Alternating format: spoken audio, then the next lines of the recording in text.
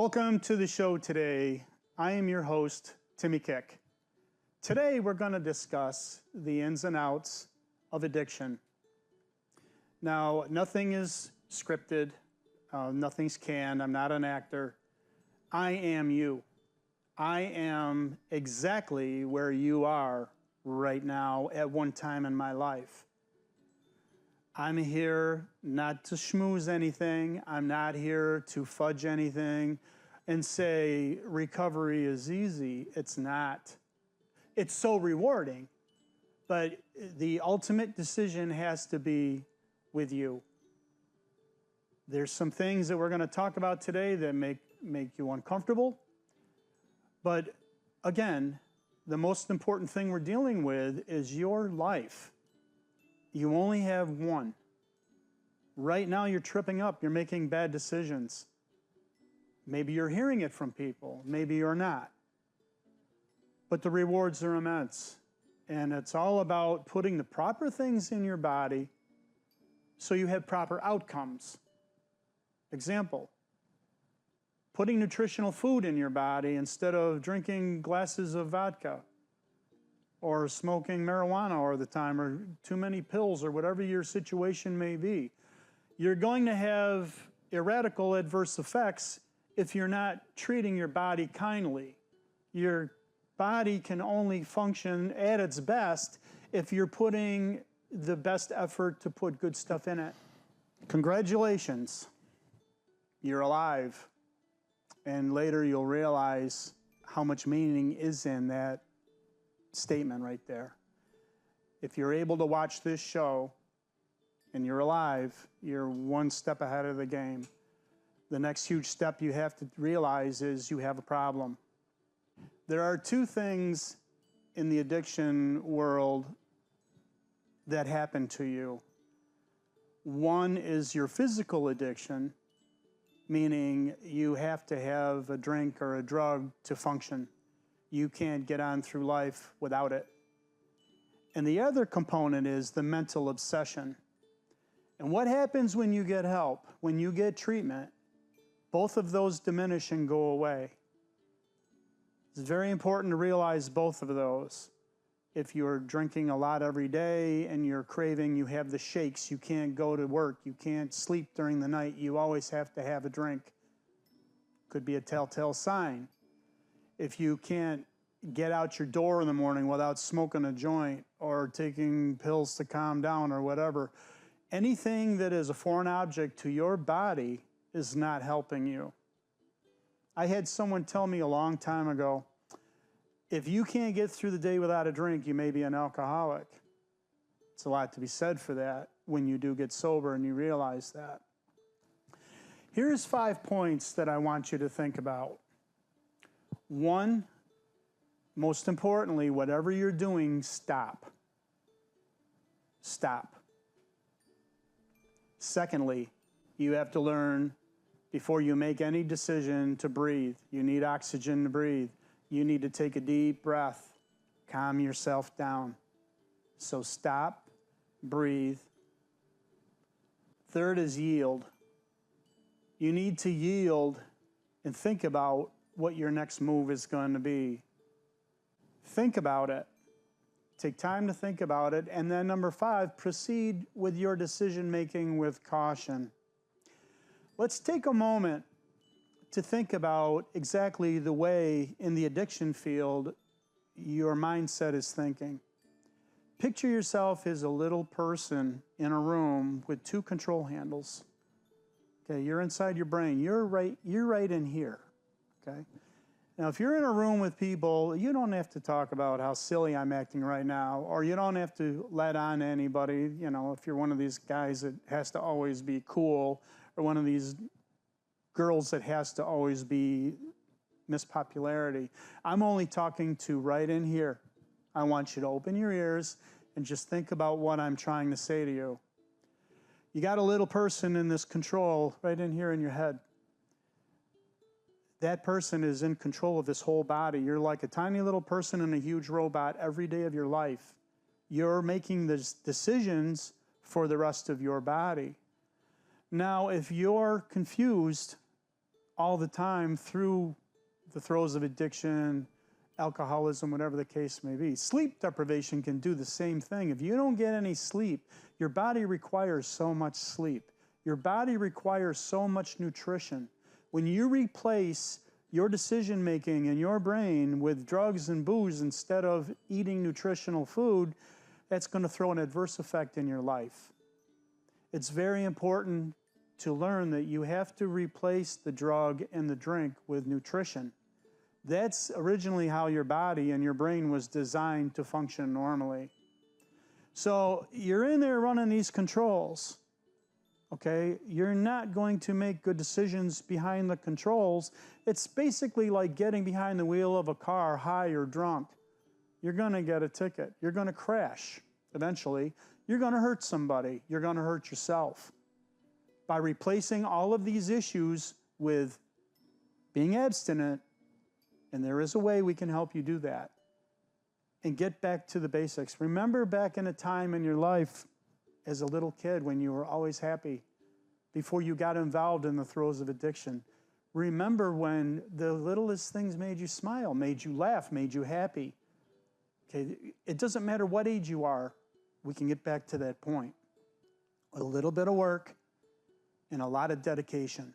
Okay, because everything that you do lies within you. It lies within you, yourself, and you, and nobody else. No one telling you, I have to get help. You got to want help. Let's talk about who's driving the bus in your decision-making in your life. Little guy on the control, okay? You think about, how many jobs did I lose in my life? Or why can't I get a job? Your attitude in your life determines your altitude. You're flying a plane. If you've got a lousy attitude, here's a mountain. You're going into the mountain. If you have a great attitude, you got a great altitude, looking down and enjoying life, not struggling on the bottom, trying to get up in life.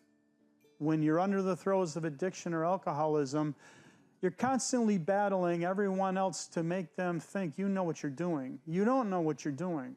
Okay, I remember, because I am an alcoholic and I am still in recovery after all these years, I used to get so mad at people to say, they don't understand me. They don't understand what I'm going through. Okay, I was a single parent. I was a single dad with 2 little kids. Nobody cares. When you go to work, nobody cares. They want you to do your job and do it well. They want you to show up on time. They want you to go home on time. They don't want to hear excuses. Nobody does. And as your kids are getting older, your kids don't want to see you flipping and floundering all the time. They want to see you doing well and be happy. I have a multitude of things that went on in my life to create the problems that I have. I have sleep apnea. I have a hard time sleeping at night. The smallest thing can wake me up. It used to drive me nuts. Okay, I would use that as an excuse. Do I really think I need to get help? Maybe I need someone that I don't know to talk with me and really listen to me and help me realize that I do need help. We'll get to that in a minute. The other thing to think about too is it me or isn't it me?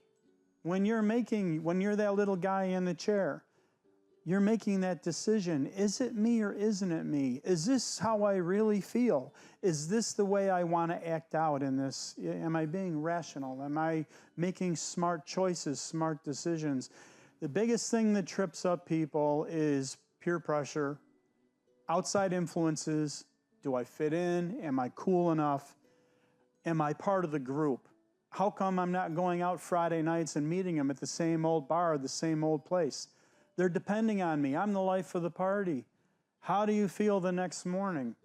Oh, if I had a dime for every time I woke up with a hangover. Sunlight hurt my eyes. I couldn't think straight. And let alone going to work, getting through Sunday and resting, and then having all of these craving issues and problems. I know with me, I always had a weight issue, and I would starve myself and drink instead, so I look good in my clothes. Am I chiming in with anybody on this? It was all about how people were viewing me all of the time. Okay? You don't have to put yourself through that anymore. You don't. Breaking the chain of selfishness. I know when I was in the throes of addiction, I was very selfish. Ironically, from the moment I woke up in the morning to the time I kicked off my shoes and went to bed at night, I knew exactly how my day was going to begin and how my day was going to end. When you're drinking as much as I did, you only think about the obsession of the addiction. I don't want to go through shakes today. I don't want to have migraines today. I knew how much I had to budget myself to get through that day. When you're completely sober, you're breaking the chains of addiction. Every day is a mystery until it becomes history. I know I sound like Dr. Seuss right now, but it is true. Every day you get up and you don't know how your day is going to go and you don't know how it's going to end, there is a level of excitement in living your free life. What to do to get help? 90% of the time when people are in the throes of addiction, people are in the throes of alcoholism, number one, I'm better than that. He's worse than me. She's worse than me. Always minimizing your level of dependency. You have to look at where you are. Don't compare yourself with everybody else or anybody else. This is about how you want to feel every day of your life. There's things you need to address in your life when it comes to getting help. One, most importantly, you have to admit you have a problem and you're willing to change that problem. Now, no one is going to influence you. No one is going to say to you, you need to do this for me. Don't get help to help your relationship with your boyfriend or your girlfriend or your mom and your dad or your neighbors or your friends at school or your classmates. You're doing these decisions strictly for your life. No one is going to hold your hand. Okay, you got yourself in this position. You put yourself in this chair right now. Now you got to figure out how to get out of this chair. You want to get back to your old happy self. There's nothing happier than being happy with yourself. Don't do this for someone else's benefit or you're being pressured into doing this. You need to do this strictly for yourself. The rewards, I'll tell you what the rewards are. The rewards are times 10 of what you ever imagine. If you have to give up your car to get rid of your car payments, if you have to give up your apartment for a while and get help, it's worth it times 10. I've done it.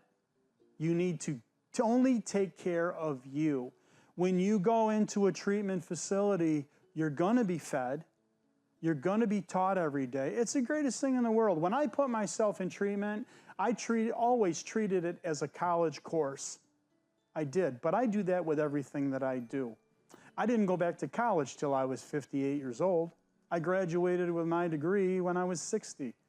I'm not afraid to reinvent myself. And you shouldn't be either. Don't feel, well, I'm in my 20s and I got to look cool. Any age you are is better than not having an age at all. If you don't do something about your problem, it could spiral. You could end your life. We don't want that. We want you to constantly think about getting back to where you want to be, not sitting where you are complacent and then slowly but surely running down and ruining your life. Remember, in life, there is no dress rehearsal. You only have one shot. You only have one life. And if you give up that opportunity, not only is it going to be bad for the outcome for you, but there's going to be so much sadness and disappointment in people that really, truly love you, people that care about you, people that want to believe in you and want to see you live a highly functional, successful, happy life. And the rewards are tremendous. Being sober, completely sober from addiction, I can't even put into words. It's the greatest feeling in the world. I realized when I decided to get help, there was a lot of things, I've been through it a couple times, that I was doing wrong. I had to realize that everyone in the room getting help is sick. Do not, and I can't emphasize this enough, do not go into rehab situations or help situations looking for a companion. looking for that girlfriend that's getting help just like you and you have something in common with, or that boyfriend. I've seen that happen. It always ends up in destruction. Believe it or not, after you get out of a treatment facility, you're not going to ever see these people again. Most of the time, you will never encounter at the time where you're supposed to be getting help and keeping focused on you. Don't take the focus off of you and put it on somebody else to make yourself look better. You have to be selfish and vigilant with your life. You're there for only one reason, and that is to improve how you feel and how you think with your life. Recovery is precious. Recovery is something that you need to give 150% of every single day. You're not going into recovery to impress anybody. You're going into recovery to be the best that you can possibly be. You're going to meet all kinds of people. You're going to meet people that totally blow you away, that you look at highly or the other way. Just remember, who are you there for? You're there for only yourself. When I went to treatment several times, I learned an awful lot about myself, and I learned a few things from other people. You take a little bit, you give a little bit.